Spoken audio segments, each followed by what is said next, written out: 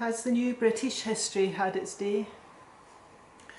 I'm always interested in the fact that people want things to be passing fashions and to fade quickly.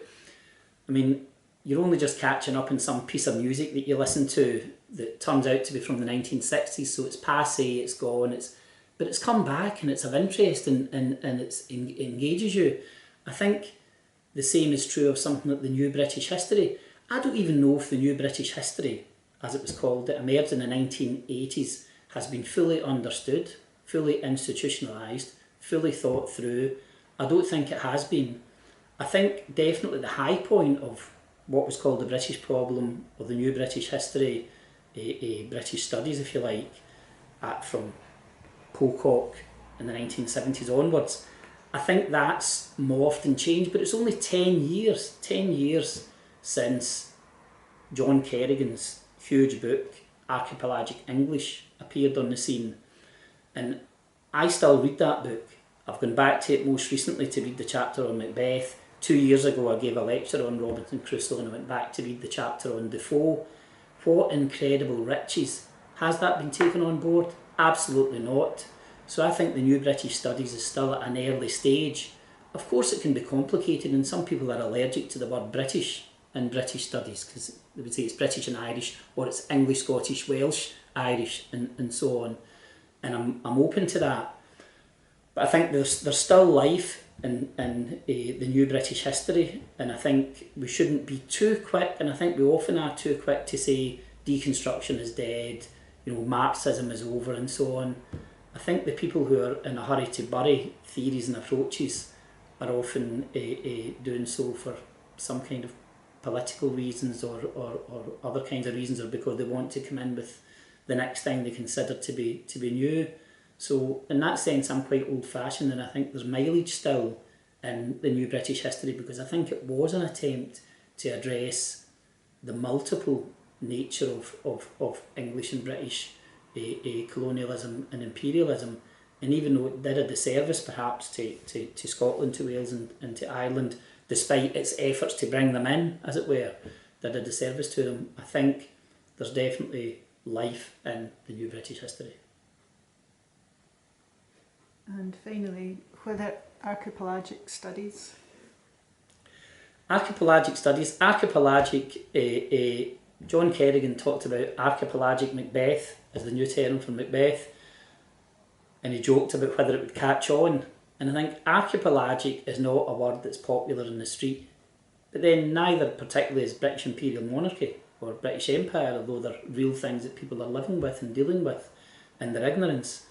So I think archipelagic English, that brave title for that big book, I mean, to write a book of 250,000 words of that importance and give it a title, I actually think that when I read the typescript of archipelagic English, I suggested to John Kerrigan that he use a different title, because precisely for that reason, archipelagic is a kind of geographical term, which, so it might say in that sense, might seem politically correct or non-controversial, but rather than say British, which is controversial and contentious.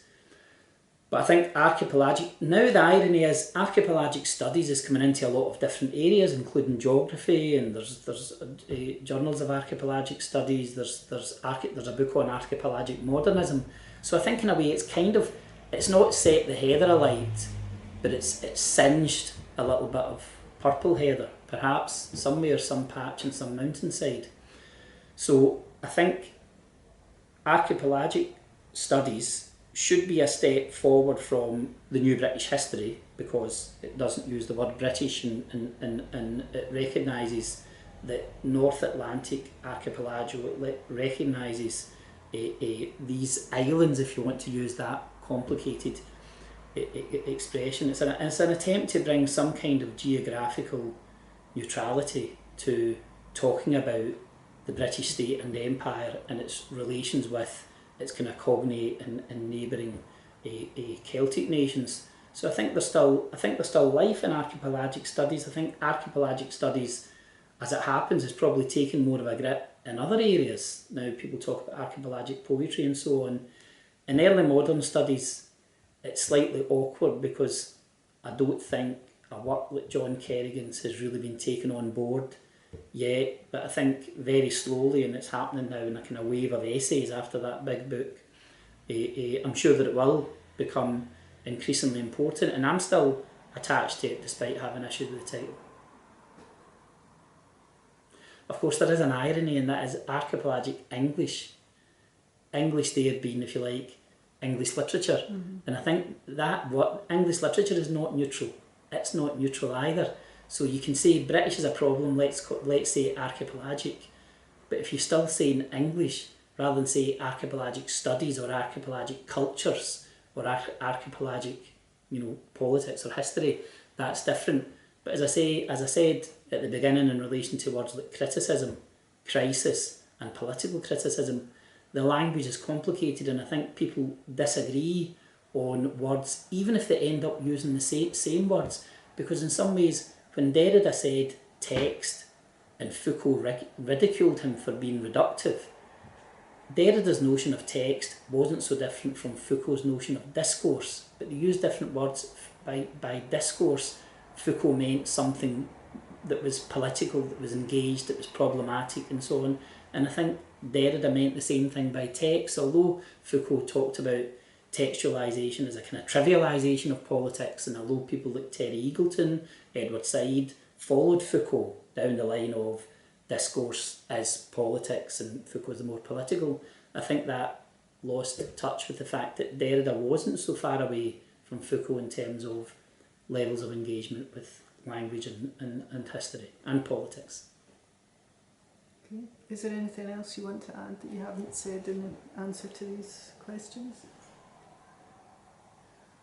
I'll probably say this is a new forum, because in some ways talking in like this is almost like it's some elements of a monologue and of talking to yourself, even when there are questions or when the questions are taken away. That's how interviews operate. The first time I did an interview, I was surprised when I realised the questions were removed, and it made it look as if I was speaking to an agenda that wasn't my agenda. I didn't know this was how things happened. This was actually a BBC documentary, but they asked me questions that were their questions, but it seemed as though I had particular passions and interests. As I say, I'm a sceptic when it comes to crisis, because I think the crisis has been around a long time, and people have been dealing with it and suffering it. And I also think criticism, it usually is the kind of criticism that one does, that we do, that we value, and we don't value other kinds of criticism. Whereas, take something like New Historicism. When I started to read historical criticism from 100 years ago, started to read through the archive, if you like, I became much more tolerant and much more broad-minded about what counted as good historical criticism. So I think that it's about modishness and about being caught up in the contemporary moment, caught up in our own values and work and so on. We tend to disrespect or to disregard earlier forms of work, and I'm really enjoying hanging around the 17th century just now, loitering with intent, and I think you learn a lot about the debates that were in play then, the impact on today. So the crisis has been with us for a long time, and so has the criticism.